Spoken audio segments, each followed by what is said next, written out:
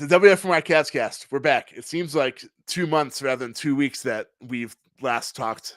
I'm your host, Josh Poloha. With me again, Seth Wannamacher. We were expecting this week, after going every other week for the Cavs offseason, we were expecting that this week wouldn't be much of like a discussion, I guess you'd say. And then the Cavs decided to break out a new logo, some new colors. New color, I guess, kind of. The gold is golder. And I guess we have a lot to talk about. Just that and the NBA draft, the NBA finals. They hired Luke Walton. A bunch of stuff we have to get into tonight. We went from barely having anything to talk about to having a bunch to talk about. Seth, how are you? How have you been the last couple of weeks? Are you enjoying the NBA playoffs? And most importantly, tell me your first impressions on the Cavs' new logo and new colors. Yeah, doing very well. Missed you. It's been a couple weeks. I missed the couple commenters we had last time. Need that engagement again for this session. First impression, I thought it was an A minus. I think it was great. I've personally had a tougher time with the Cavaliers than I have with the then Indians and now Guardians and the Browns in terms of like wearing stuff. So this is a big deal for me. Like I never really enjoyed some of the different hats that the Cavaliers had. They tended to not get too spicy on the website. So I'm very, very excited about the logo and how they're going to incorporate it. So yeah, I'm excited to get into finals, new assistant coach, logo. But to answer your question, yeah, I'm digging the logos, man. We've had a tough stretch past few years in Cleveland. So I think it was good. Tough stretch would be one way to put it, I guess. The Browns, that was probably like the orange is oranger, and them breaking out those hideous uniforms that they luckily have already gotten rid of. And then the Indians and the Guardians, we're not even going to discuss that. But I guess it's been 2 weeks too long because I completely messed up on the intro. We are always, like always, live on Facebook, YouTube, and Twitter. And the WFNY podcast is always brought to you by the Evergreen Podcast Network. So, seriously, it seems like months rather than weeks that I've last been on here with you. I guess I'll answer my own question. I absolutely love the new logo and the new gold is golder colors. I love the logo. The V with the hoop is awesome. I love how they brought like some of the 80s and mixed it with some of the 90s and mixed it with some of the 2000s, and they brought it all together into one, and that's the new look. As far as the colors go, I like how they went with a goldier gold. I guess, is that like even a color, the goldier gold, than a yellowish gold? It went away from like that bright yellow, which isn't even gold, even though the Cavs colors are literally wine and gold, and went with a straight gold. I love it. I know the new jerseys are going to be announced later this summer at some point. That is very important. I mean, if the jerseys stink, none of this matters because it's going to be horrible anyways. But I hope the jerseys are as good as the logo and colors, because if they are, man, I might buy an NBA jersey for the first time in a long time, because I'm not an NBA jersey guy as far as wearing them goes. But if the jerseys are cool, I might not be able to resist. Yeah, I love the way that they flattened out the C. So I know this isn't great podcast talk, but if you're following along here, if you pull up a picture, they really kind of got rid of the shadows on the C from a shield perspective, and then just their script C. I love that. I love the flat look. I think it looks pretty sharp. They got rid of the sword, which I'm okay with. It's not like, I don't think many folks had a lot of attachment to the sword other than CC running around at Rocket Mortgage. I don't think there was too much incorporated with the shield. And yeah, I'm such a big fan of both the 80s and the 90s logos. I just love that they were both incorporated. And the V, the standalone V that they have, it's kind of cool, because when I first saw the logos drop, and they kind of sprung it on us. Like, it was pretty fun to watch, like over a couple hours. A couple of people saw it. I mean, you did a good job of kind of identifying and providing some screenshots early on. But I thought that the standalone V with the basket and the ball up top looked like the Larry O'Brien. It just that, if you look away from the computer, then look at the screen, you're like, oh shit, is that the Larry O'Brien trophy? And as I saw the reasoning, or really as the Cavs gave more detail about how they designed and why they did, they kind of made mention of that it looked like a Larry O'Brien. So yeah, I mean, I think it was a heck of a job, man. I'm really excited to get some new gear, and I just love, the flattened C, going back to the 80s and 90s, the standalone V, man. I think it was an absolute home run. And to your point, we've had a few stinkers, so it's going to be fun to see some new gear out there. I know you guys probably weren't expecting us to talk about a flat C on this podcast, but the reason why it's a flat C is because they got rid of the drop logo. The drop shadow, I guess you'd say. The black, I think it was black. I think it was black Yep, drop shadow. it was, They got yep. rid of that, and now it's just straight. It's a wine colored C with gold background. There's no drop shadow anymore. And then, and speaking of, their colors are officially now black, wine, and gold. There's no navy blue anymore. So maybe it might come back in some sort of throwbacks, but as their primary colors, I guess you'd say, it's those three, no more blue, which is kind of significant because, I mean, I know, today's Thursday. Tuesday was the 15-year anniversary of LeBron scoring 25 straight points in Detroit, 29 of the last 30, and they wore some of my favorite uniforms the Cavs ever had. It was those navy blue alternates with like I don't even know how to describe it. It was like the checkered sides. You know what I'm talking about? And those are some of my favorite uniforms. So for them to get rid of navy blue is kind of significant, but hey, I'm fine with moving on.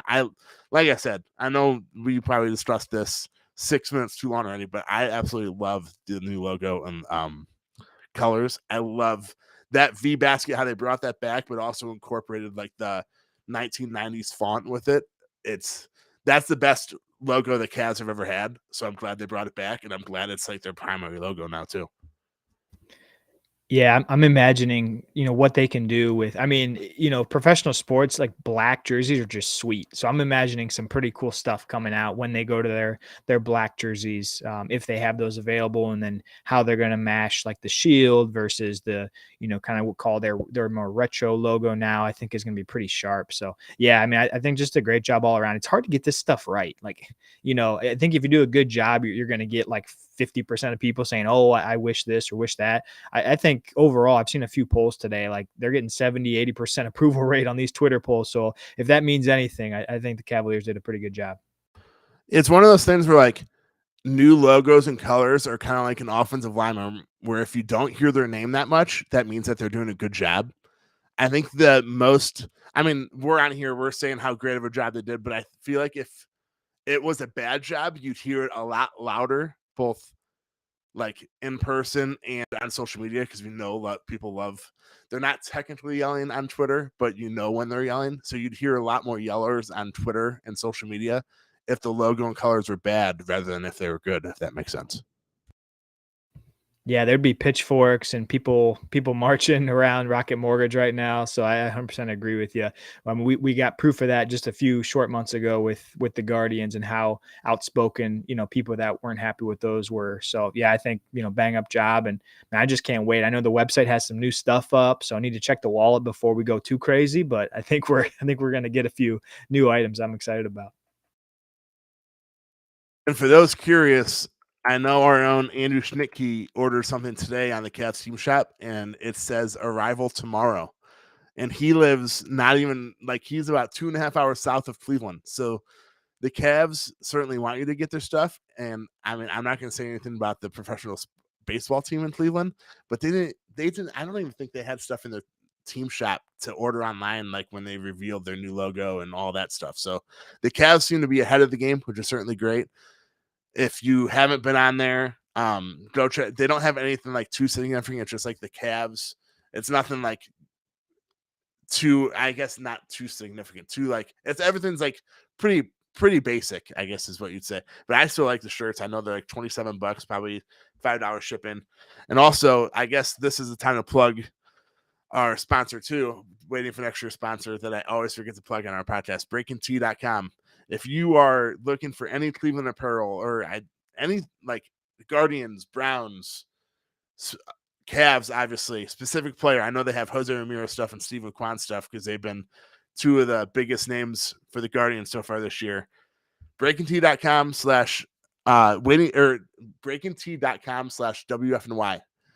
Every little cent counts. I know we probably don't get that much from every sale, but if you're going to go on breakingtea.com, just include that little /WFNY, and you'll be supporting me, Seth, and the rest of the Waiting for Next Year guys. So I thought I did that a little plug. But yeah, so I guess the next biggest news besides the logo and colors for the Cavs this week is that fact that they hired former Laker, former Cleveland Cavalier, a guy that has seemingly been on like 4 different coaching staffs in the NBA already, and Luke Walton. I guess I did right into it. The Cavs, JB Bickerstaff brought on Luke Walton as an assistant coach. Seth, I'll go to you first. First thoughts. Do you like it? Were you surprised? What? Yeah, definitely not surprised. I think at the end of season presser, there was some talk about, hey, is there room for some additional coaching specific on the offensive end? And I think Kobe and JB both stated, hey, there's opportunity for us to continue to get better from a coaching perspective, and not to be shocked really if someone came down the pike. So yeah, not surprised. The one thing I was surprised about was to learn how young he was. I just feel like we've heard this guy's name, Luke Jackson, for so many years. Obviously, his father, and just the name holds so much weight. Luke Walton. Luke Walton. You're Luke thinking Jackson. Of the former Cavalier Luke Jackson. All right, continue. The absolute bomber from 3. That's right. Oh boy. But yeah, obviously Luke Walton and the Cavalier great. I think Luke Walton had a few years with the Cleveland Cavaliers, right? Back in like the 10-11 days. Didn't play a whole lot. He was near the tail end of his career. But I'm excited. I'm one of those, like, more coaches, probably the better.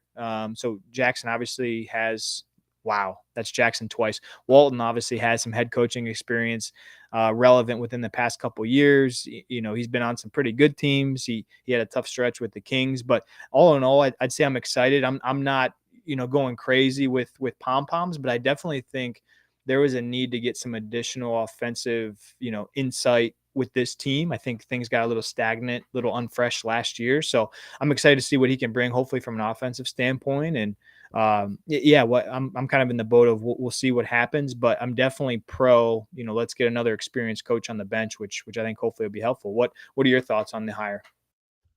I agree with that last statement. The more experience on the bench, especially head coach experience, the better. You can never have too much experience like that. You can never have too many minds that have too much experience, I guess. As far as the first thing I did when it was announced that, well, I guess not the first, after work, I came home because it was announced, I think, Tuesday morning. So after work, I got home Tuesday night. And the first thing, it's hard to, how do I say it? It's hard to see how, like, Luke Walton, is he an offensive group? Because I know we've discussed this multiple times. It seems like this Cavs coaching staff, or JB specifically, needs some help on the offensive side of the ball, whether it's rotations, like lineup rotations, whether it's like, I don't know, just like more offensive style, I guess is what I'm trying to say, especially rotations in the playoffs. I mean, we saw in the play-in that, Kevin Love played like 10 minutes. JB needs help on that side. It's hard to get a grasp on how good of a coach someone could be offensively, because I looked at offensive net rating for like the Kings and and the Lakers. So because Luke Walton went from the an assistant coach for the Warriors, and then went to the Lakers for 3 years, then Sacramento for 3 years, and it's hard to like look at offensive and be like, oh, well, he must be a good offensive coach if they had a good offensive rating, because the Lakers weren't that good back then. And Sacramento seemingly has been bad ever since like Pedro Stojakovic and Mike Bibby and those guys left. So you can't really judge a coach just on offensive rating.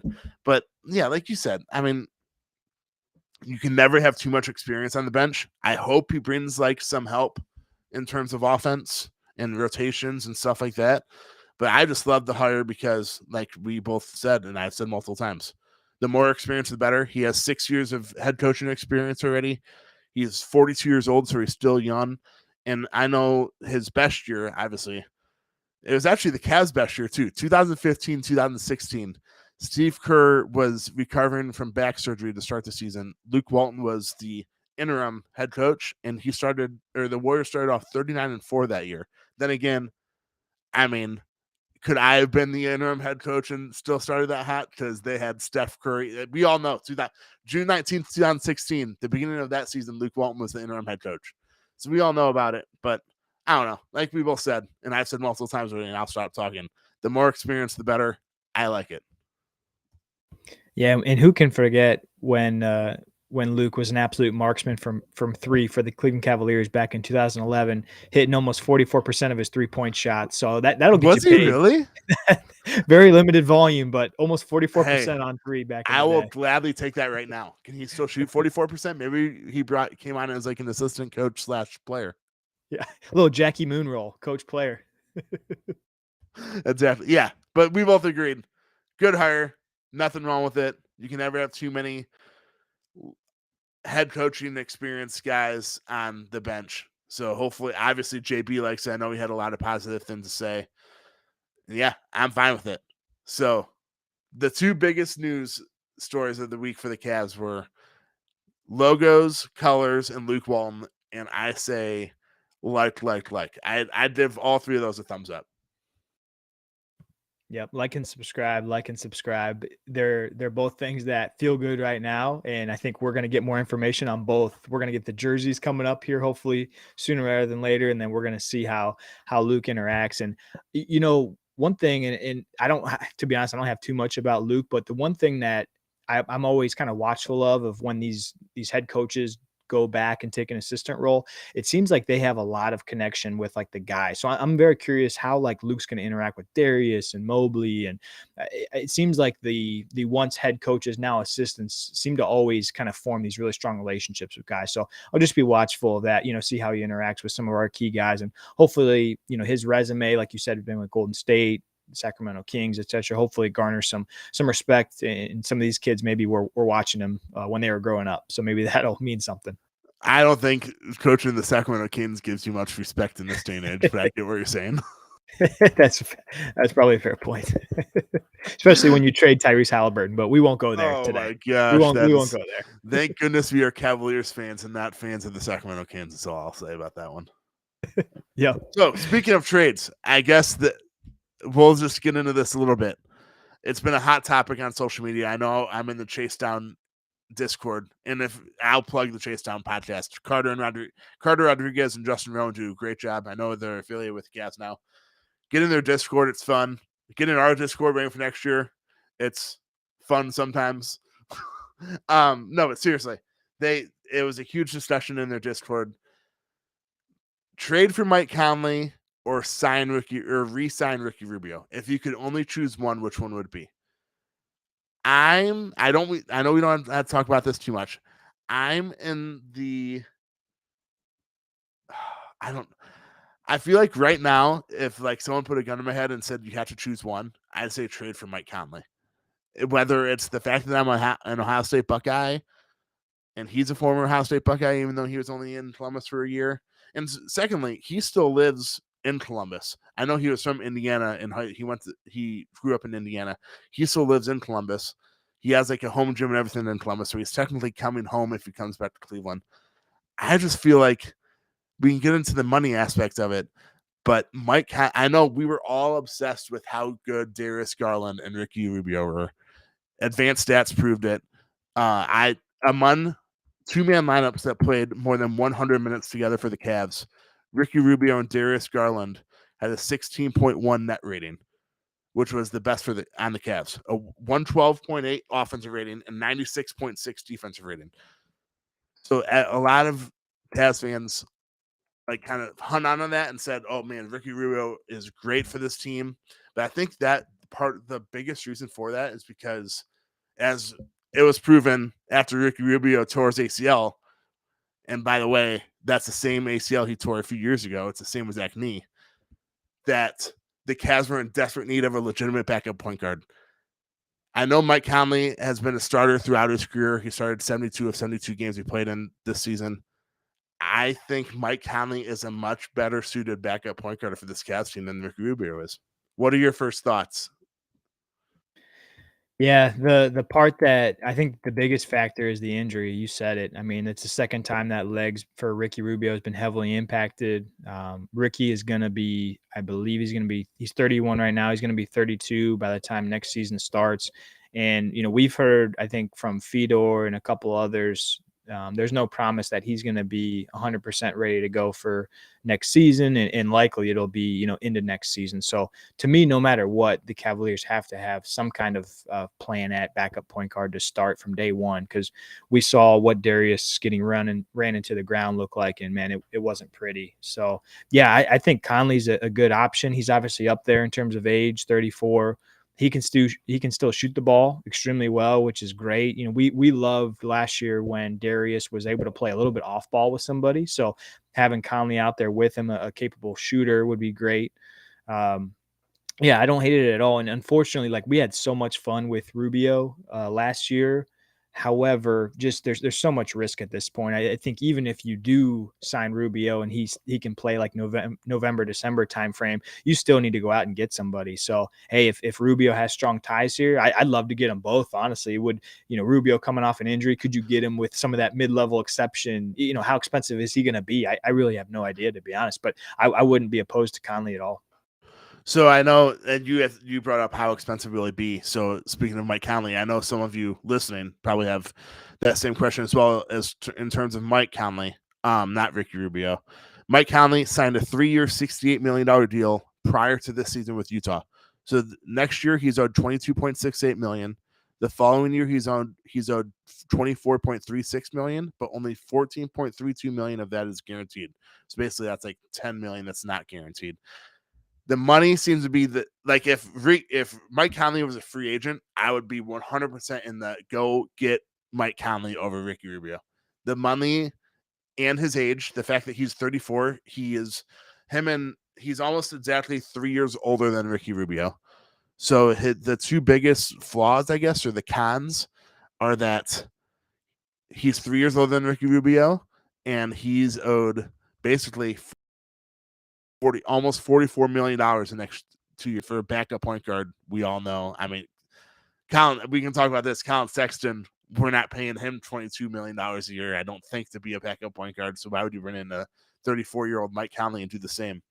But my thing is that looking at the stats from last season, I know, like I said earlier, we were in love with the Darius Garland, Ricky Rubio backcourt because the analytics loved it. But Ricky Rubio shot 36.3% from the field and just 33.9% from three. That's not that great. The analytics love it. He was great for the team. We all know that. This is not digging Ricky Rubio at all. But when you compare that to Mike Conley shot 43.5% from the field and 41% from three. Don't the Cavs need shooters? Don't the Cavs need more shot creators and guys that can move the ball? I know Mike Conley's expensive, but I also know that Dan Gilbert is the second richest owner in American professional sports, and the Cavs need more three-point shooters, and they need a backup point guard. Doesn't Mike Conley fill all those holes when you take out the money aspects, which we as fans shouldn't care about? That's the thing that I'm trying to say, is that I just feel like, especially defensively as well, Mike Conley is a better version of Ricky Rubio. So imagine how good that Mike Conley, Darius Garland two-man lineup would be if Darius Garland played so well with Ricky Rubio. Imagine a better version of Ricky Rubio and all season. Ricky Rubio, like you said, Rubio's going to be out probably till at least December. Let's be honest. And it's the same knee. So who knows if he'll ever be 100%. When I'm not worried about the money and I'm fine with his age being 34, he has 2 years left, so he'll be an expiring contract next season. Go for it. That's where I'm at. Yeah, and you'd hope, hopefully Cavaliers wouldn't be asking to play him 30 minutes a night. Maybe this is the start of a new transition in his career where he's playing 18 to 22 minutes a night, and they're not asking him to do too much. But obviously, we all know, the Utah Jazz, where they're at, I'm expecting some changes this year. So Mike Conley getting paid a lot of money. Maybe they're starting to look at the reset button. I think it's very realistic. Conley's one of the guys who's not back on that team next year. So yeah, I think it's a realistic option. And man, I understand there's injury risk and all that good stuff, but I just want a sufficient backup option who the Cavaliers can count on. We had to deal with Rondo after the Rubio deal, and we just couldn't solidify the position after January when Rubio got hurt in New Orleans. So yeah, having a solid backup who's capable, who can still shoot it, I'm excited to see who they're going to pick up, and definitely wouldn't shy away from Mr. Conley. This offseason, their two biggest holes are their biggest hole is a 3-and-D wing that can shoot. We all know that. Hopefully they can get that in the draft. But their second biggest is a legitimate backup point guard that can ease some of the pressure and take some of the pressure off of Darius Garland. I don't know. Then again, I would guess a trade would be something like Karis LeVert for Mike Conley, and I'm assuming you could probably get a pick from Utah because Karis LeVert is an expiring contract. Mike Conley still has 2 years left. I don't know if you can I don't think you can get a first round pick. I don't know what Utah's picks in the future look like, but I mean, I don't know. I don't want to sound like a homer. I just feel like Mike Conley is a better and more efficient version of Ricky Rubio. And look at how good Ricky Rubio and Darius Garland were together last year. If you can get a better and more efficient player like that, and he's going to be 35 once the season starts. Is he really going to decline that much? Especially looking at the minutes too. I forgot to include the minutes. Conley played 28.6 last year. Ricky Rubio played 28.5. Like you just said, Conley's minutes will probably come down. So wouldn't that sort of like help his age regression too? I don't know. I guess we don't want to talk about this too much, but I'm solely in I want Mike Conley as my backup point guard for the Cavs corner. I guess that's what I'm trying to say. Yeah, I would love to see Rubio come on, hey, I love playing with you guys last year. Halfway through the season in December, January, I'll sign for vet minimum, ride it out and allow that to, allow him a chance to increase his value for next year. I would love that. So go get whoever you need to, this offseason to solidify the position. And hey, Rubio, you still got some chemistry with some of these guys. If you want to sign on as a vet min, halfway through the season, come in, party, bus isn't full. You can come in and let's ride. Exactly. So enough with the Ricky Rubio. I know it's been a hot topic, not really on social media, I guess. It's more in that Chase Down podcast group. But yeah, and like we've been saying for months now, I trust in Kobe Altman. I trust in what he's going to do. I hope he's going to make the right decisions. And I just trust his decisions to a T, I guess, until he proves me wrong. So whatever he does, I just know that backup point guard is a huge glaring hole for the Cavs this year. Mike Conley would look great in that role. So I know you, moving on to our next topic, I know you have some key offseason dates, including the NBA draft. What are some key offseason dates, us as Cavs fans and just the NBA all around, that we should be looking forward to? Yeah, I wanted to bring it up because the finals are going to go quick, and it'd be a good reminder just to have kind of on the horizon as us fans. Hey, what's coming up, and what are some key dates you want to look out for in terms of when you could see some serious movement and just when the Cavaliers going to make some moves. So, yeah, we're looking at the NBA draft later on this month, June 23rd. Obviously, the Cavs own 3 picks in the NBA draft as of now. 14 and then 2 picks in the second round, one somewhat early in the second round, I believe 39. So June 23rd for the draft. And then it kind of starts like the official, 2022-2023 season starts July 1st. So the draft will happen technically in the 2021-2022 year. And then officially 2022-2023 season starts July 1st. That's when, restricted free agents can start to sign their offer sheets, and teams can start exercising the 3rd and 4th year on the rookie option. So I think that's where you'll start to see some player movement in terms of those 3rd and 4th year options. So that'll take you to July 1st. And then this is kind of where the fun begins. So July 6th, which is really only a month away, is when teams can officially begin signing and extending and trading players. So we're only a month away from there being some serious fireworks going on in the NBA. I don't know what I'm more surprised about. The fact that July 6th is literally only a month away, or that I don't know what I was trying to go. The fact that July 6th is like 4 days and a month away is like mind-boggling to me, because this year is flying by. It really is, man. And it's just like it's finals to turn the page. Every team that's not in the finals right now, all 28 other teams, they're all just waiting for that, that July 1st, start the, after the draft, start the new calendar year. And I mean, if you're not one of the 2 teams left, you're making some kind of move, wanting to improve. So I think there's going to be serious fireworks based off of how some of the teams kind of petered out this year, some of the stars and egos that went awry. So I think it's going to be pretty fun. July 6th. Then they go right into summer league. So, hopefully the Cavs will have 1 to 2 to 3 rookies that we'll be able to evaluate in summer league July 7th to July 17th.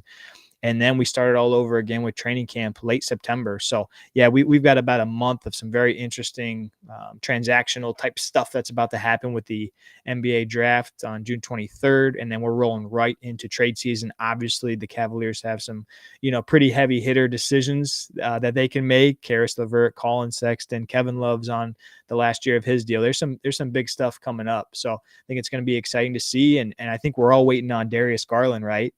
Is that going to be, are we going to see a big, July 1st, midnight, whatever the case is the max contract? Literally at midnight, I'm expecting a tweet from Roj. Yeah. Darius Garland and the Cavs agree on a max extension. I mean, it's one of those things where like, it's not, which is, I know we've talked about this too. It's cool that it is a when question, not an if question. If that makes sense. It's really cool to be in that position. Yep. And I'm just a hunch here, but I'm pretty sure we're going to see something with Evan Mobley and his third and fourth years being picked up as well, at least the third year. So I just a hunch. But those are just some key dates coming up. Anything stick out to you? Anything you're most excited about in terms of, what's coming up over the next month and a half? As far as the Cavs go, I know you brought Colin Sexton is a very interesting one. I know fans love him. The team seems to love him. But as Chris Fedor has been saying, the Cavs beat reporter for the Cleveland.com, and now he's been on 92.3 a bunch since he's been on 92.3 a bunch with Dustin Fox since Bull left. But he's just been one of the, yes, the Cavs need a player like Colin Sexton. So it would be easy to bring him back, I guess, or bring him on because he obviously loves the Cavs. He was around this team for all of the majority of the last season, just seems to love the team camaraderie and stuff. But the question is, will one, he accept a 6-man role? And two, what kind of money does he want? Is he going to want starters money or is he going to want a 6-man money? Because that's a huge difference.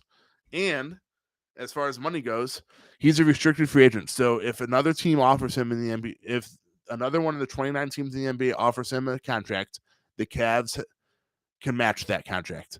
So it's not like he's an unrestricted free agent and can just do whatever he wants. I think Fedor said recently, too, that a restricted free agent did not sign with another team last year, which is, I'm trying to think.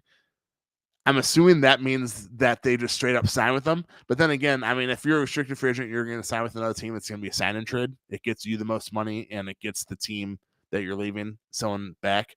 But going back to Colin Sexton, I just feel like, I don't know. I don't know how much I would pay him if I were the Cavs. I know the Cavs have all the leverage because not too many. And Fedor also reported that the Pistons and Pacers are the biggest threats when it comes to signing Colin Sexton. I just think the Cavs have all the leverage, to be honest with you. Colin Sexton barely played last season. Everyone knows that he's a 6'1" shooting guard. There's not too many 6'1" shooting guards in the NBA that aren't that good defensively. So I would probably sign him to no more. If they're doing $20 million a year for Colin, no more than 3 years. I think the most I would go is 3 years, $60 million. Maybe I would bump that up to 4 years, like $65 million. But the most I would go if it's $20 million a year, which is what's being reported, is 3 years. There's no way I would give him more than that. Man, you said it best. I think the Cavs have leverage, but man, it's a tough decision, isn't it? I mean, we've talked on this quite a bit about how important it is to have flexibility in a playoff series, and you just throw the ball out and look at the series, and specifically in the Eastern Conference. Even think of the Mavericks, think of the Phoenix Suns. What do they have? A bunch of guys that are like 6'5" to 6'8", who can move, who can pass a little, who can shoot.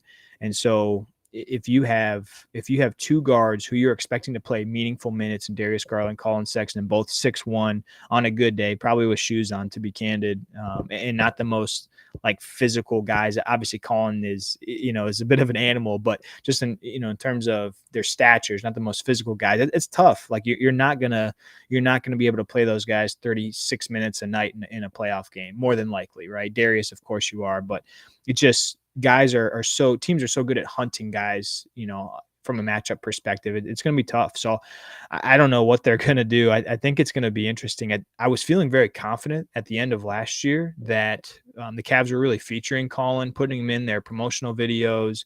He was on like their YouTube series that they had. He was, passing out rings at like the year end, different kind of things. He was really being featured. And then this offseason is kind of, as you said earlier, there's just been some reports about teams being interested, and I don't feel nearly as confident that they're going to lock him up now than I did probably 3-4 months ago.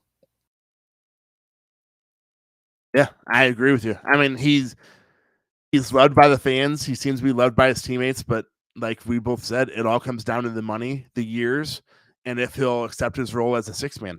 Because I don't think, regular season, you can probably start Colin and Darius together, especially with 3 7-footers at 3, 4, and 5, assuming Lowry starts and they don't start whoever they draft or whoever they trade for, which is a whole nother discussion. But in the playoffs, the playoffs are a whole different animal. The Cavs experienced that in their one-game play-in tournament, let alone a playoff series. I know we'll discuss this here in a little bit. Watching the playoffs, throughout a series, every single team's weakness will be brought out. So if you have 2 guards that are 6'1" and 6'2", and you're going up against, say, Boston, who has Marcus Smart, Jaylen Brown, and Jason Tatum as their 1, 2, 3, what are you going to do? We saw it as fans in the one-game play-in tournament. Trae Young found the mismatch and did a pick and roll every time. And guess what? That mismatch was Lauri Markkanen, a 7-footer, let alone a 6'1" Colin Sexton. So regular season, yeah, Colin Sexton's probably going to go out in 30 to 35 minutes a night. But in the playoffs, can you really expect that when you had Darius Garland? And I don't know. Luckily, we're not in charge of making this decision. Kobe Altman and the analytics guys are. But I would love to have Colin Sexton back.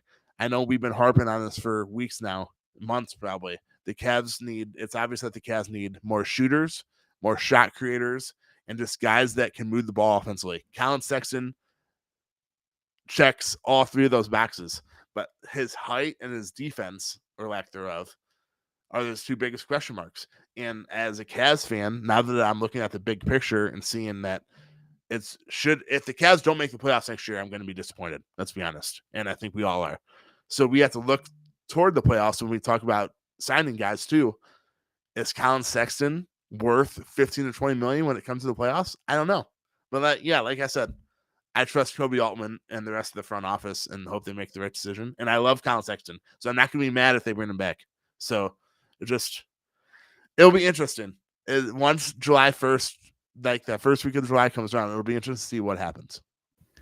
Yeah, and maybe I'll leave the conversation there with a little bit of a spicy name here. So as you mentioned, oh God, yeah, I just love like dropping bombs and then just trying to run away from like those takes. But so you had mentioned that the Spurs were rumored to have interest in Colin Sexton, which makes a ton of sense to me, right? Like if you're going to keep DeJounte Murray, he's such a long, lengthy guy. Like pairing him with Sexton makes some sense because Murray can guard like even threes. Like his wingspan is just ridiculous. So I thought you were going to include that the Cavs should trade for DeJounte. So I'm so glad that you said that, Colin Sexton. All right, continue. I'll go a little more realistic than that, I hope. The other team you mentioned was the Indiana Pacers, and there's a guy on the Pacers who I've long really enjoyed his game. He's so stable. He has, I believe, 1 year left on his current deal, and it's a guy who's had some injury concerns, but he's a bit of a bigger guard at 6'5", Malcolm Brogdon.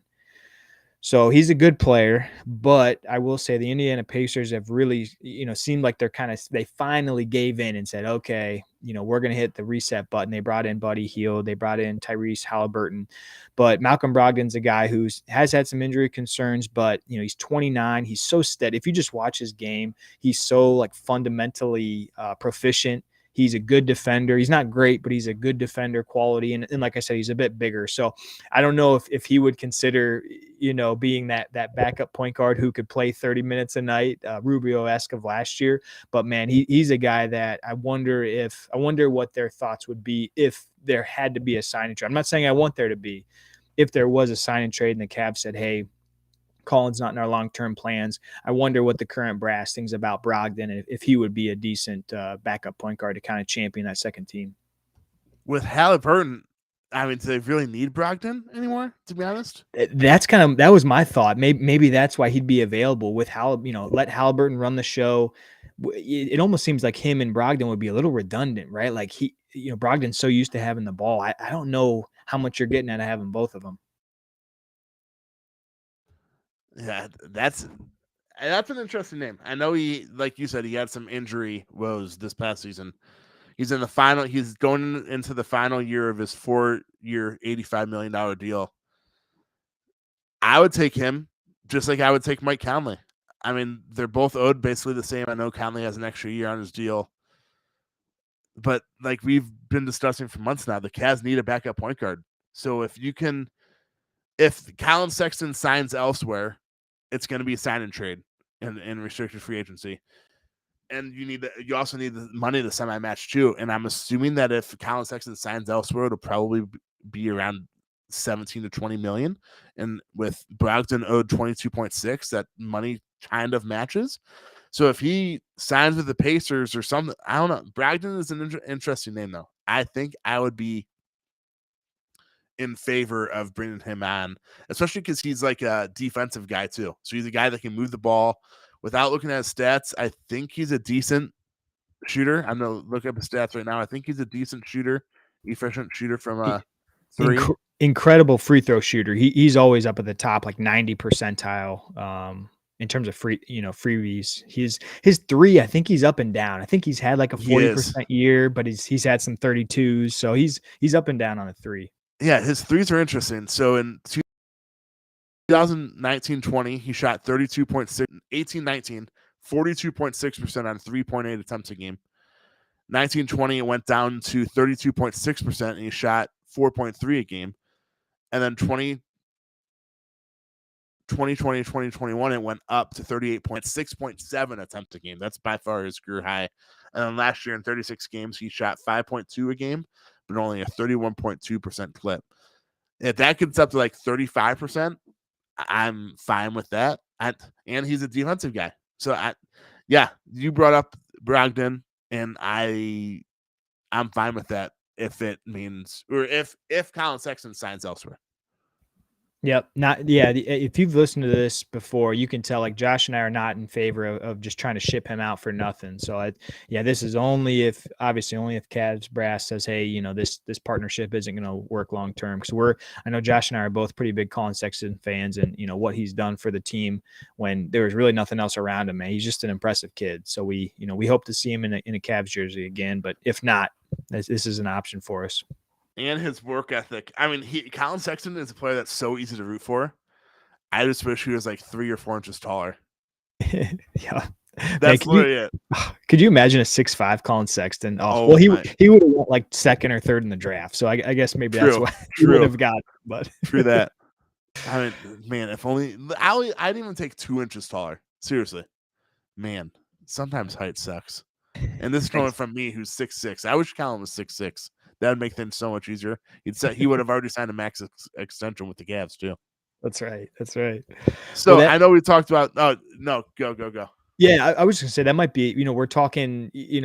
Free agency pickup, signs and trades. This might be a good transition to just some of the basketball going on right now. And if you want to hit the finals, okay, yeah. So I think we wanted to talk a little bit about where the two teams that are in the finals, kind of what their road has been. Because this is something that's always so interesting to me looking back, which is how easy or difficult of a road is it to get to the finals? Because I think, if you win a championship, you win a championship. No one's ever taken it away from you. But I will say there are years where it's far easier to get to the championship than other years. Sometimes you just get all the breaks, and all the teams you're facing, you have significant injury luck. And I think it's kind of fun to look back and see, how do these two teams get here and who do they play? And I mean, the NBA is such a juggernaut. Like we've been watching games every other night now, from the last series.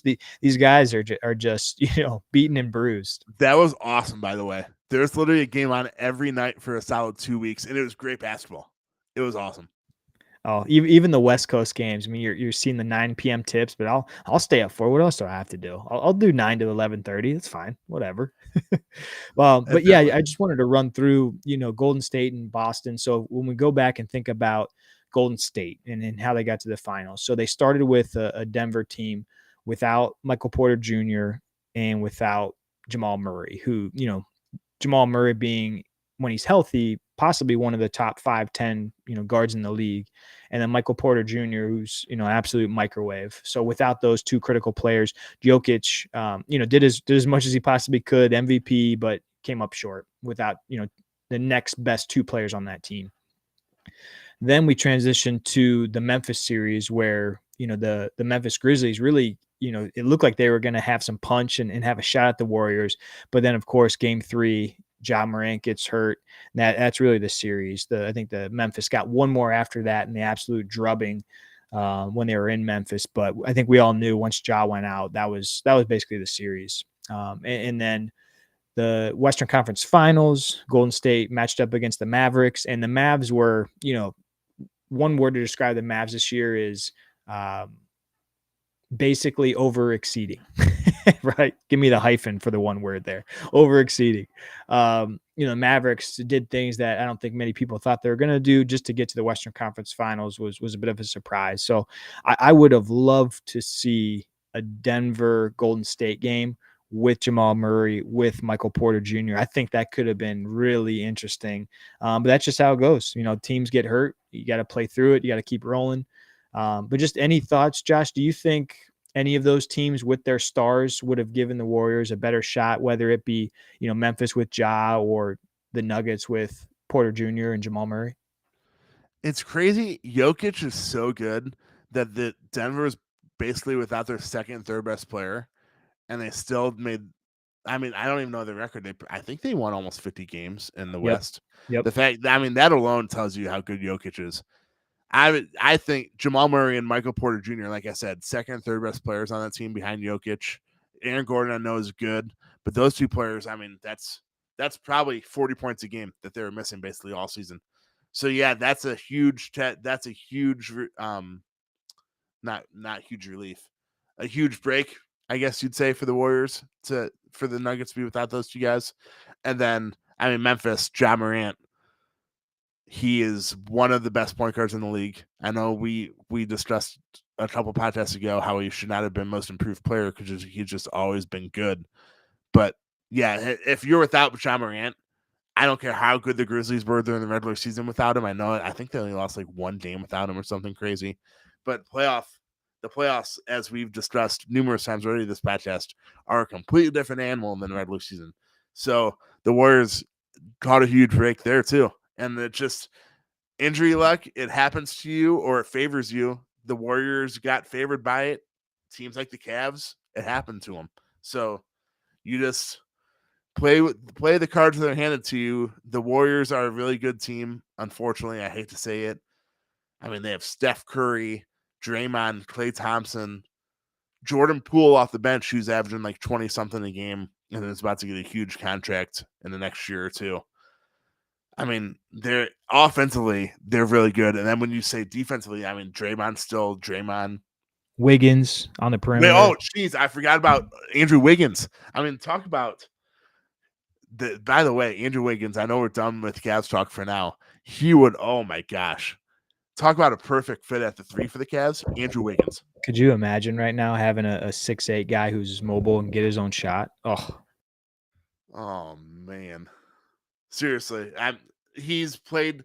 I know there are rumors, very slight rumors, that the Cavs were interested in him, but the way that he's played in the playoffs, I don't think that's even possible. I don't think that's a possibility anymore that he's coming back to Cleveland. Yeah, and man, what?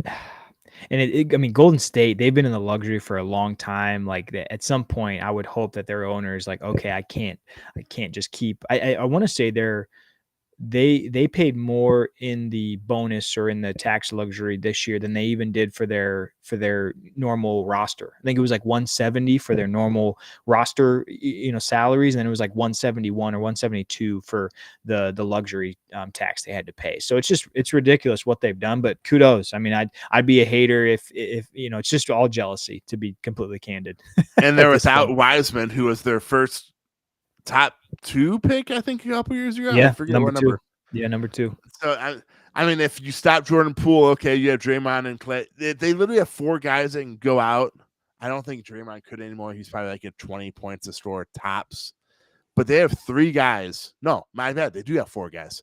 Andrew Wiggins, Jordan Poole, Klay Thompson, Steph Curry that can go out and score 30 points in a night. It's crazy. That's why they're so hard to stop offensively. That's why I think this series is, I know we haven't talked about Boston yet. Boston has been the hottest team in the NBA since the calendar turned to 2022. They've had one of the best offenses. They have had the best defense. The Boston's defense, so Marcus Smart, Derek White, Jason Tatum, and Jaylen Brown, and even, Grant Williams, who has somehow turned into like this defensive stopper when he stopped Giannis somehow at 6'6". But that defense going up against the Warriors, I hate that the finals is Boston versus Golden State just because it's Boston and Golden State. But as a basketball fan, these finals are going to be incredible. Yeah, 2 of the best defensive teams in the league. And going back to the Warriors for a second, even they have all this offensive firepower. Then they've got these defensive specialists. They've got Kuminga, who's just, an incredible athlete. And they've got Otto Porter, who he's somehow only, I think, 29 years old, but he's just like the perfect complementary basketball cow. He's player. Only 29? I believe Otto Porter is only 29. So like he's in the league forever. Yeah. Just and even Kevon Looney. I mean, Looney played a huge role in the series against the Dallas Mavericks. So they have that switch of being able to throw out there 2 or 3 guys who can stop you on the defensive side, and then they can also burn you, go super small, and do all the crazy stuff that they do. So yeah, it's their road here, I would say, is easier than most, but they earned it. I mean, what can you say? They beat the MVP. They beat who you could argue was maybe like the best defensive team in the West other than them in Memphis.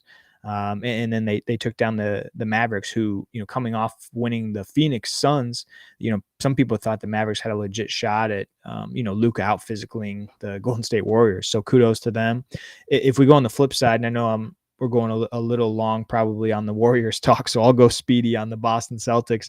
To begin, I think they had a tougher road. I think, Boston started with the Brooklyn Nets team who they swept, but each game was razor thin, was close. I mean, the Nets were definitely lacking. They didn't have a 3rd or 4th guy that had, a great series. If I look back, Drummond didn't do much of anything. I think it was Bruce Brown who was kind of like their sporadic 3rd guy in that series at times. Patty Mills had kind of an off shooting series. So, but they took down, Kevin Durant next series, and far and away, to me, this was the best series of the playoffs thus far, was Milwaukee versus Boston. I mean, that was an absolute slugfest where we just saw Giannis, I think, solidify himself as the best player in the league. The fact that he took Milwaukee Bucks, 7 games against the best defense in the league, Boston Celtics, without Middleton, so without their go-to scorer in the 4th quarter.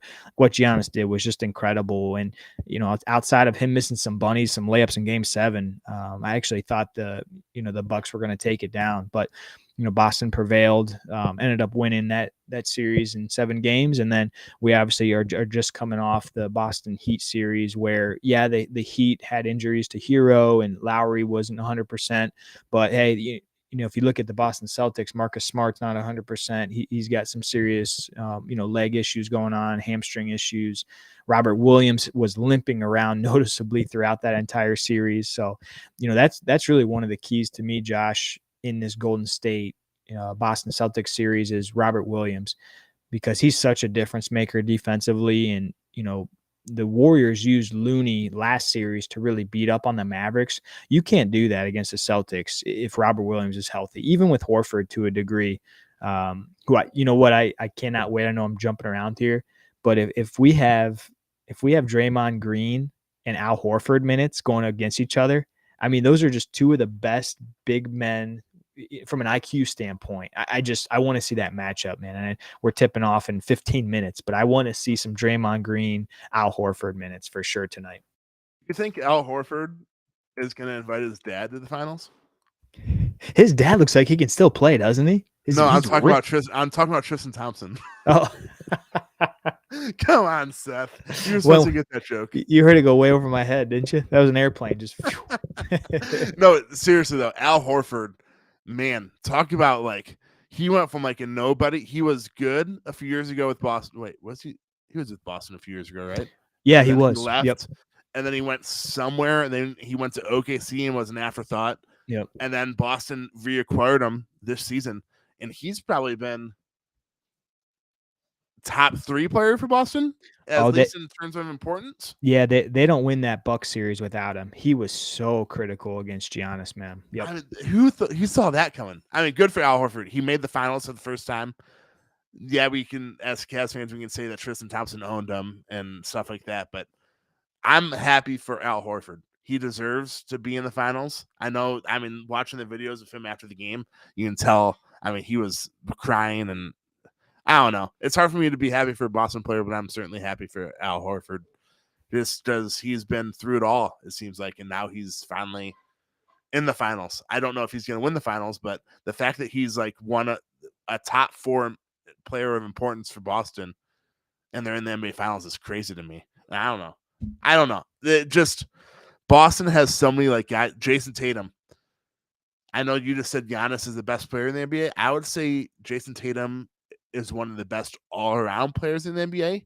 He really doesn't. I'm not saying he's the best player, but Jason Tatum really doesn't have a weakness. He can score from all 3 levels offensively. He's good defensively. He has the height. He's versatile. And then you have Marcus Smart, Defensive Player of the Year. Jaylen Brown, who can go out and get you 30. Derek White. I mean, I know we discussed this at the trade deadline, how huge of an acquisition that was for the Boston Celtics at the trade deadline. Them acquiring Derek White from San Antonio. He's played a huge role in these playoffs. He's a big reason why they're in the NBA Finals. It's just, man. And honestly, I know you talked about the road to the NBA Finals. Kudos to Boston. I don't give Boston kudos much, but the final day of the regular season, it was that Sunday for the regular season finales.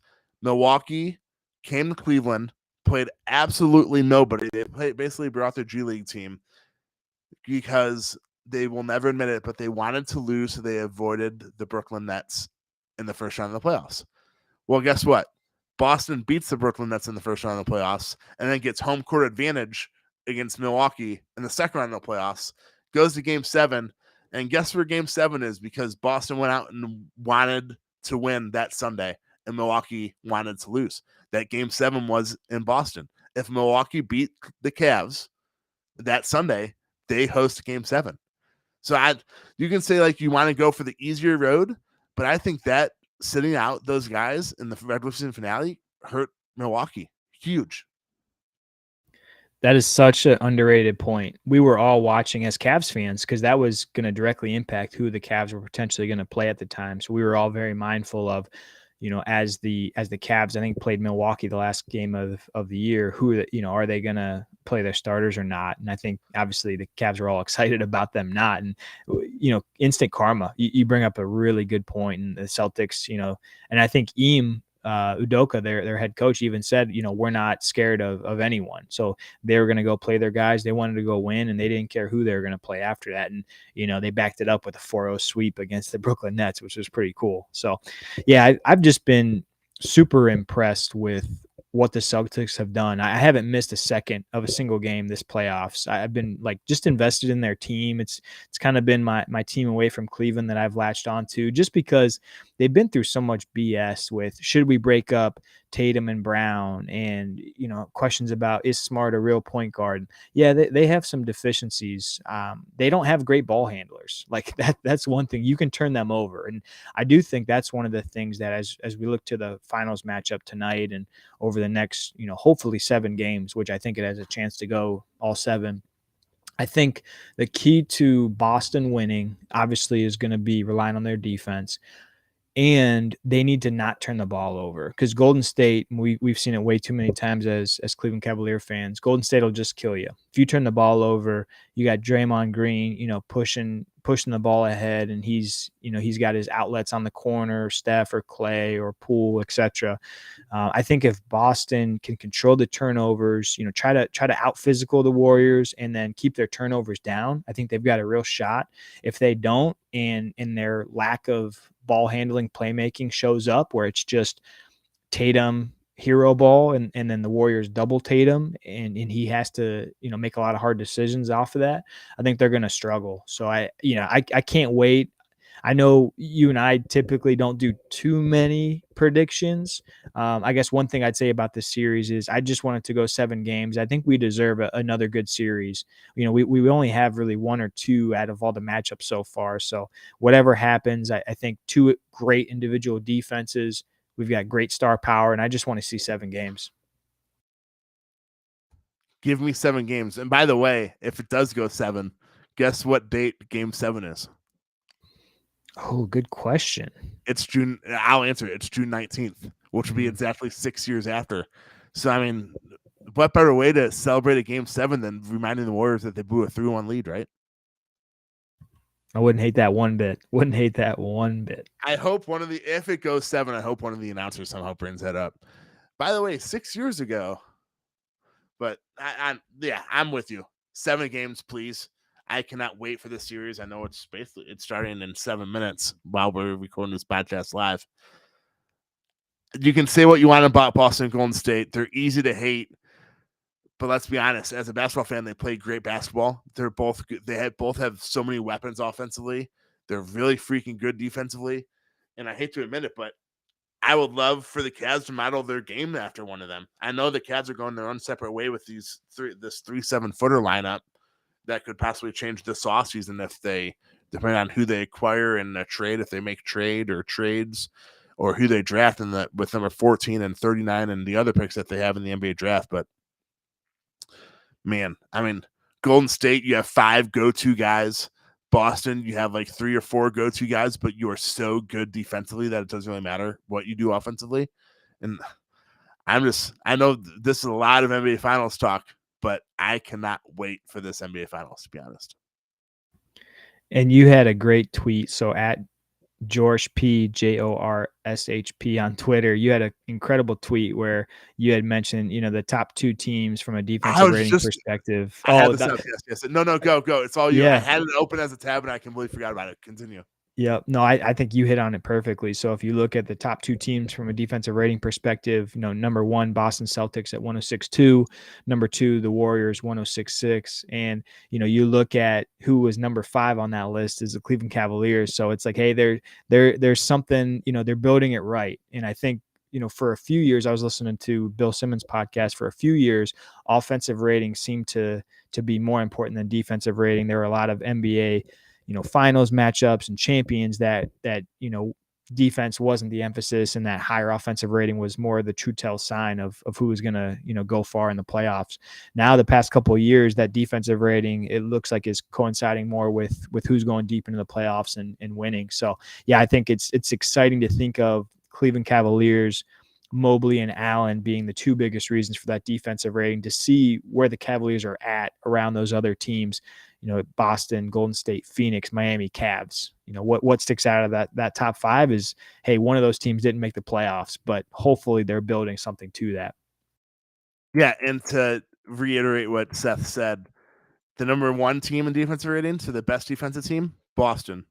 Number 2, Golden State. Those 2 are meeting in the finals. Number 3, the Phoenix Suns, number 1 seed in the Western Conference. Number 4, Miami Heat, number 1 seed in the Eastern Conference.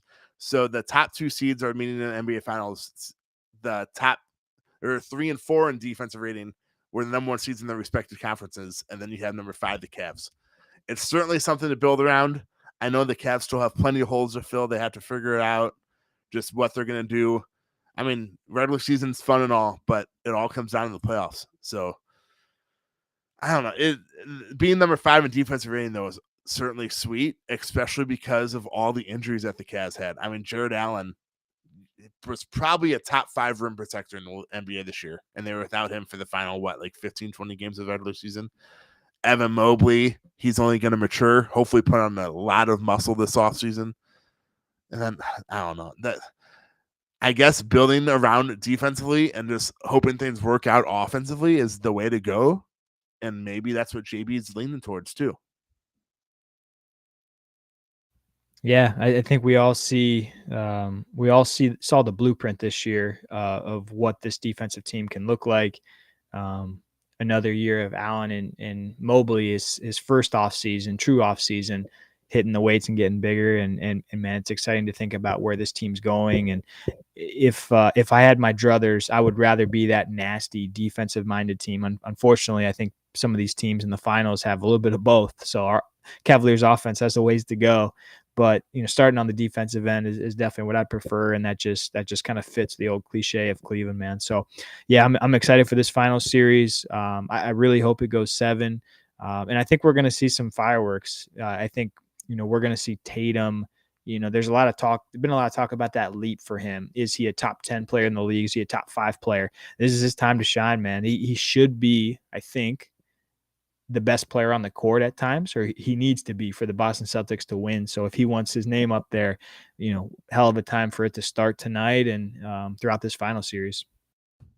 Yeah, I agree. Any final thoughts? I know we talked a lot of finals, which I was not expecting. I like it because like I said, as a Cleveland fan, it sucks that it's Boston versus Golden State. As an NBA fan, can you complain? 2 of the best offensive teams, 2 of the best defensive teams. They both have a bunch of weapons offensively. They both have a bunch of versatility defensively, which is all you want on an NBA team. Yeah, and like you said, 7 games. Please give me 7 games. That means June 19th game. I'm all for it. Any final thoughts, whether it's the NBA Finals, Luke Walton, new Cavs colors, logos, Ricky Rubio, Mike Conley. Actually, we didn't even discuss the NBA draft, now that I think about it. The NBA draft it's a 4 weeks from today, the NBA draft. So I guess 2 weeks from now, because we will be doing this every other week, most likely. I don't think, unless something news breaks, I don't think there will be any news in the next 2 weeks, considering they already did their colors and logos and stuff this week. So 2 weeks from now, we will be doing probably an all NBA draft talk CavsCast. So sorry we didn't get to it tonight. We will 2 weeks from now, it'll be literally most likely all NBA draft talk. Yeah, no final thoughts from me. We'll hit the draft hard, and yeah, we got a couple minutes till tip. I gotta go, man. Gotta go place those bets, right? That's right. By the way, betting January 1st, 2023. It seems to be going live in Ohio, so that's great. I'm glad Ohio finally realized that they can make millions of dollars off sports betting. So that's awesome. But yeah, that's it. I'm surprised we just spent almost an hour and 10 minutes and didn't even get into the NBA draft. And for those of you that joined us live, I guess here it is. For those of you that joined us live, we appreciate it. No one commented tonight, which is weird. We went from 20 comments last 2 weeks ago to nothing tonight. Dead silence. If you're listening to us on Apple, Spotify, wherever you listen to your podcast, we appreciate you as well. And we will be back in 2 weeks from this week. It most likely won't be Thursday. It could be Thursday. It'll be not next week, but the week after. And it'll be an all NBA draft talk CavsCast. Until then, and as always, go Cavs.